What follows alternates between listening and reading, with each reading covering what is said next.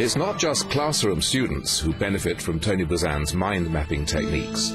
Sportsmen, too, need the organisation of mental discipline. As Britain's legendary Olympic gold medalist, Sir Steve Redgrave, explains. People don't realise of how much the mind plays a part. When you watch top sporting events of whatever they are, the commentators talk about the mental side of it, the pressures they're under and all that side of it. Goal for Great Britain and a place in the record books and British sporting legend.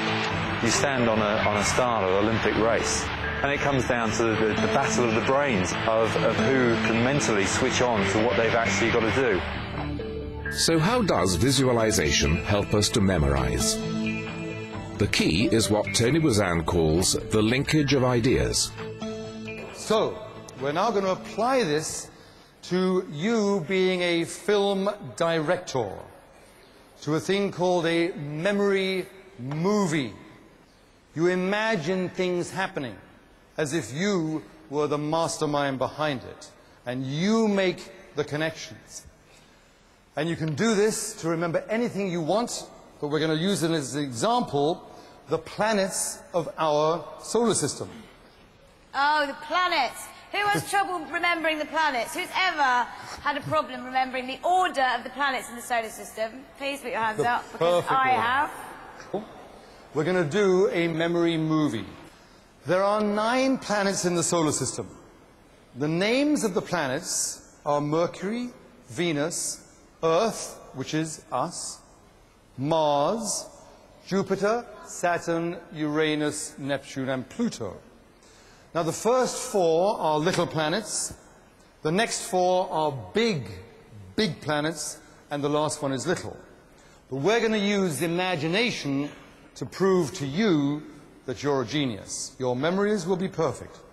So we're going to imagine. I want you to imagine first the sun. Get your senses involved, see the color of it, feel the heat of it, smell the heat of it. That's the sun. Next to it is a little thermometer filled with that metal that measures temperature called mercury. The sun is getting hotter, the mercury is rising, and it rises and rises, getting hotter and hotter, until eventually it explodes. And all the little balls of mercury go on the floor of the Albert Hall.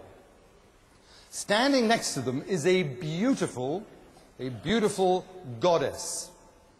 Little, because it's a little planet. What shall we name this goddess? Venus. Well done. Venus picks up a ball of mercury and she throws it. You must imagine this. She throws it with godlike power, wham, right through the roof of the Albert Hall. See it go up. It goes through the roof, up into the sky, beyond the atmosphere, and eventually gravity pulls it down faster and faster, and it comes thundering back, wham, and lands right in front of your house.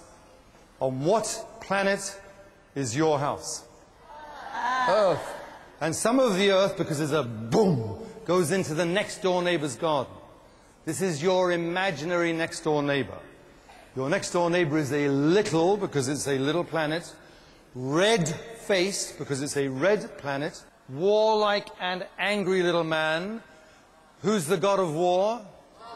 Mars, carrying a chocolate bar. Just as Mars is going to cause trouble, striding down the street, and you see him 100 feet tall, here, is a giant.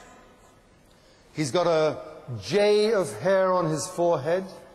He's the biggest planet by far.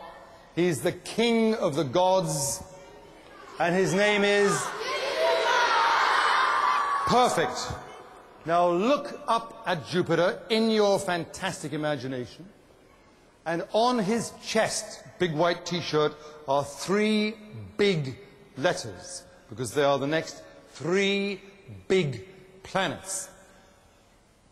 The letters are S-U-N.